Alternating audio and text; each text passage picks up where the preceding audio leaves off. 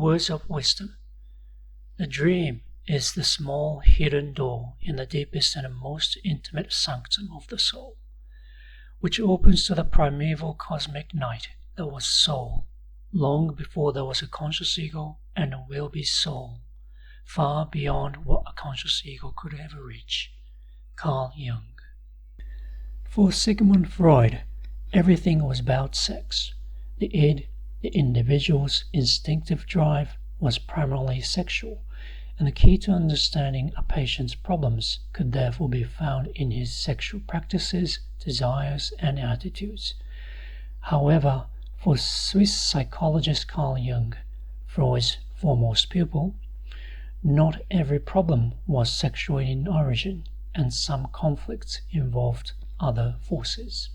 Freud and Jung both saw the conscious mind as a small part of the larger whole. However, unlike Freud, Jung split the unconscious into two parts, the personal and the collective unconscious. The latter is a vast storehouse of ancestral forces, what Jung termed archetypes, which have shaped the development of mankind, finding expression in stories, myths, and religions. Consequently, each individual develops in relation to their influence, and the life is a path whereby these various psychic forces are met and engaged with.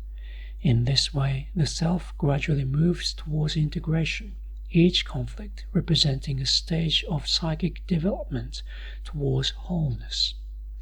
For instance, if I grow up without the father, part of my development might involve coming to terms with the father archetype, through problems with authority perhaps.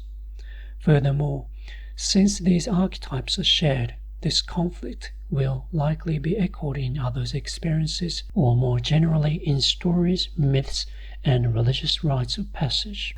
Jung's theory is perhaps no more scientific or verifiable than Freud's. However, like psychoanalysis, and unlike the more objective forms of psychology, it appeals to us on a non-rational level. This does not make it any more or less true, but does allow us to draw subjective meaning from it, engaging with it as we would fairy tale or myth, for which true and truthful may have different senses.